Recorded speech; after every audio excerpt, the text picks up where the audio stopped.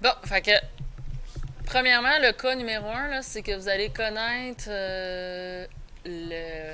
un point et vous allez déjà connaître la valeur initiale. Fait que ça va être facile en connaissant déjà la valeur initiale parce que là, vous avez vu que la valeur initiale, c'était toujours égal à A plus K.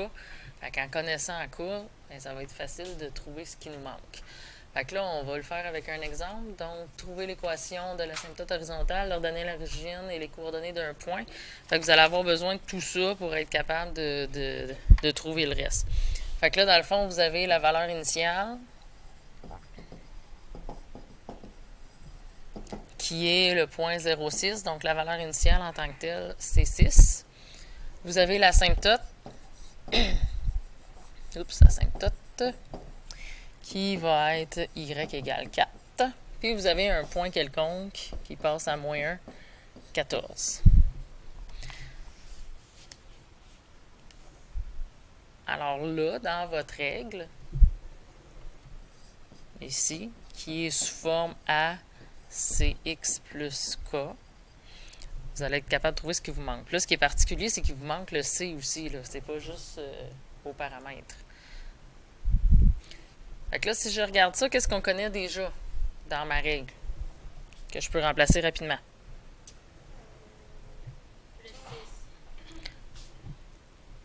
Avant ça, plus 4, c'est ça. Donc, mon asymptote, je la connais déjà, donc c'est rapide de venir remplacer l'asymptote, qui est plus 4.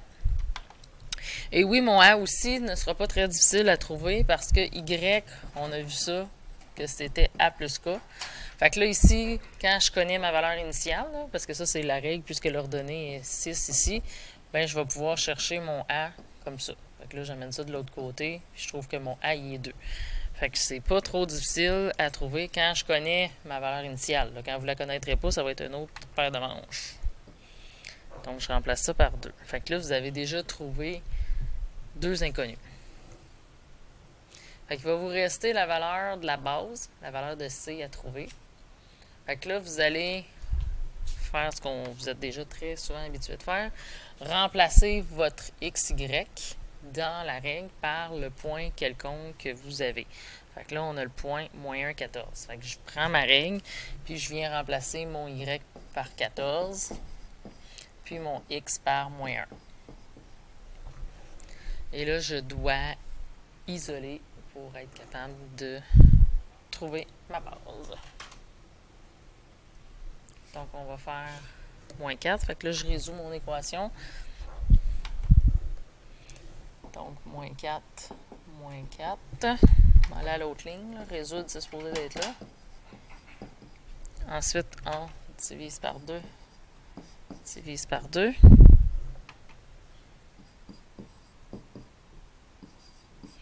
Fait que là, on se ramasse ici que C à la moins 1 est égal à 5.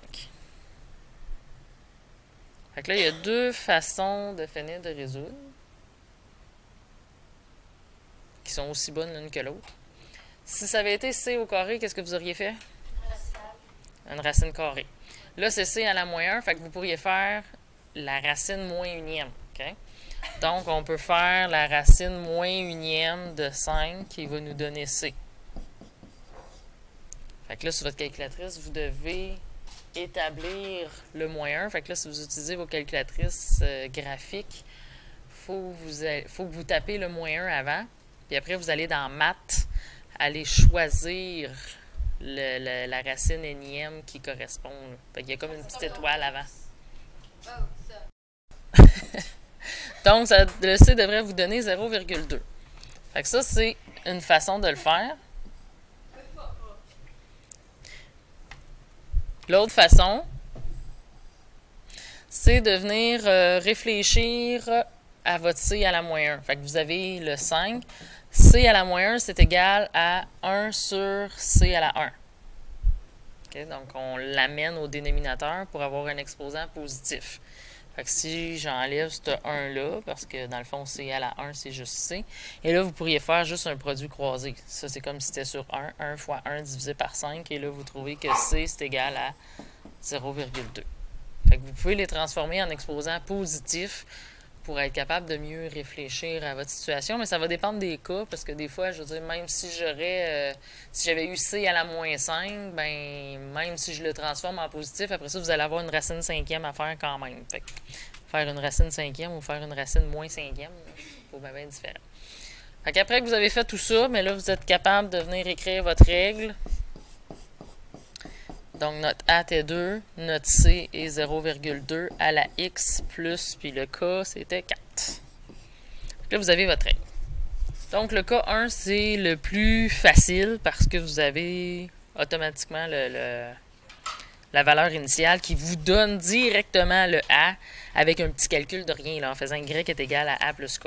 Ça ne sera pas toujours comme ça. Le cas numéro 2, ben, ça va être quand vous connaissez deux points quelconques ou, et j'aurais pu mettre des ou, là, ou en lien avec une situation, ou des fois c'est plus que deux points quelconques, ça va être une table des valeurs où vous allez devoir établir des liens. Fait que quand vous allez connaître deux points quelconques, bien évidemment ça va ressembler à ce que vous avez toujours fait. Vous allez devoir trouver une règle avec deux variables inconnues, une autre règle avec deux variables inconnues, en rentrer une dans l'autre par substitution, puis terminer votre résolution pour trouver ce qui vous manque. Par contre, le premier exemple, celui-là, c'est plus de l'analyse d'une situation. Là. On fait juste réfléchir. Fait que quand c'est des situations, des fois, c'est facile parce qu'il n'y a pas vraiment d'asymptote, là, où l'asymptote est à 0, c'est-à-dire. On analyse le rebondissement d'une balle constituée d'un autre matériau. Par rapport à la table, cette balle atteint une hauteur de 80 cm après son premier bond et une hauteur de 5,12 après le quatrième bond. Donc, trouve la règle de la relation entre le nombre de bonds et la hauteur atteinte après chaque bond. Fait que là, c'est un peu comme on faisait avec nos Skittles. Là. Quand je vous disais on garde une partie de ce qui reste, bien ça, c'est la même chose. La hauteur, elle atteint une certaine hauteur de ce qu'elle avait au départ, mais pas complètement. Fait que dans le fond, là,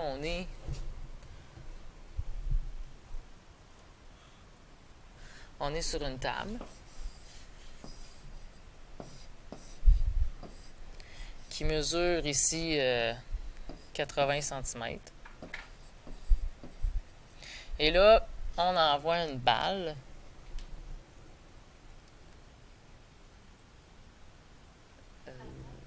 Attends un petit peu. Non, c'est pas la hauteur de la table. Effectivement, c'est la hauteur de la balle. Excusez. C'est parce que ma situation était avant sur une table, puis là, j'ai décidé d'enlever la table parce que je trouvais que ça était juste mêlant pour rien. Fait que là, dans le fond, on s'en fout. Il y a pas... Fait que finalement, c'est juste la hauteur de la balle. OK, excusez.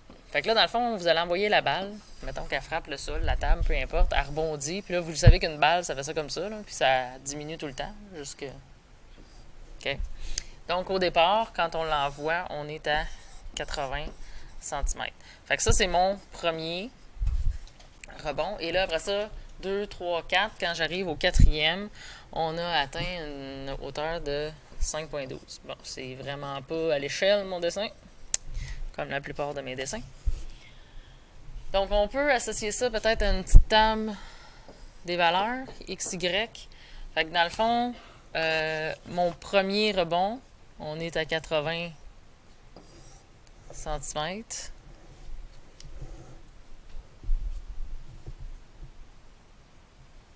Ouais, ça, c'était son premier rebond. J'aurais dû le dessiner au complet parce que dans le fond, on ne sait pas vraiment à combien qu'elle a été lâchée. Mais le premier rebond, il est à 80. Puis là, il y en a d'autres rebonds. Il y a le deuxième, le troisième qu'on ne connaît pas. Et quand on arrive au quatrième, on est à 5,12. Fait que là, dans le fond, on connaît 2 points. Et c'est là qu'on va partir avec nos deux règles. F de x est égal à Cx plus K. Comme ça. Puis on va devoir travailler la première règle avec un point et l'autre règle avec l'autre point. Ça va être quoi mon cas dans ce cas-ci? Il n'y en a pas, exactement.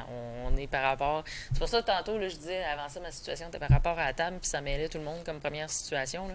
Si j'avais parlé de que ma table, elle avait été, mettons, 100 cm, puis là, après, j'avais calculé la hauteur par rapport à ma table, mais il aurait fallu, puis là, ma question aurait été, quelle est la hauteur de la balle par rapport au sol? Mais j'aurais rajouté plus 100 à chaque fois, parce que j'aurais été par rapport au sol. Fait que là, mais dans ce cas-ci, j'en ai pas de cas. Fait que là, ça simplifie ma règle un petit peu. Et là, après ça, je vais venir remplacer mes points avec ce que je connais. Fait que dans le fond, mon premier point ici, mon Y est à 80. Mon A, mon C, je ne les connais pas. Mon X, il est à 1. Dans l'autre, ben là, je vais remplacer mon Y par 5,12. Mon A, mon C sont inconnus. Mon X est à 4. Fait que ça me fait 2 règles avec 2 inconnus que je connais et 2 inconnus à trouver. Et là, je vais être capable d'isoler et de substituer pour les remplacer l'un dans l'autre. Et là, ça ne change rien quelle lettre que vous décidez d'isoler en premier. Mais c'est mieux d'isoler votre A, parce que le A, il n'y a pas d'exposant. Okay? Amenez vos exposants de l'autre côté pour venir tout le temps substituer votre A ou votre lettre qui n'a pas d'exposant. Fait que ici, on va avoir 80 divisé par C. Puis C à la 1, ça donne C. Fait que je ne m'alourdirai pas de cet exposant-là. Là. Je vais juste laisser ça comme ça. Vous me suivez? Fait que là, ça ici, je vais venir le substituer dans l'autre règle. Donc, le A qui est là va devenir 80 sur C.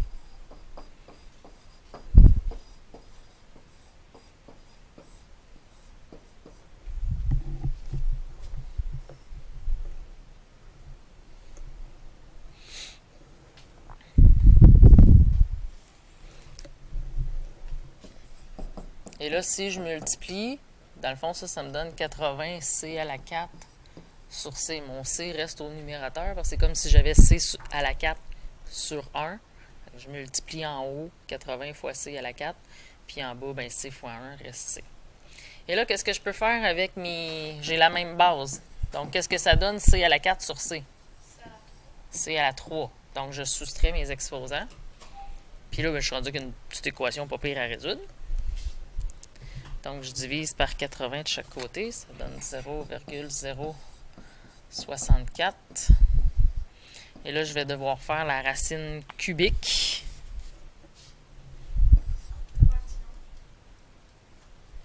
Non, pas tant. Parce que vu que c'est une fraction, ça a grossi.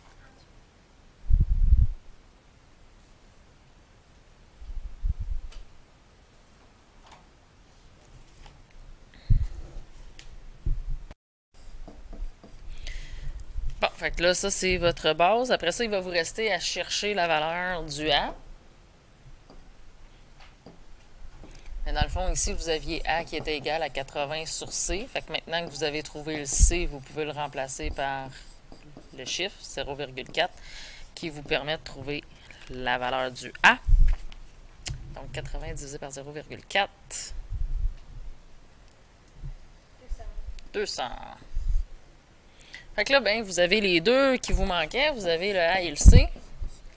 Donc, vous pouvez écrire votre A, votre C à la X. Fait que là, vous avez votre règle.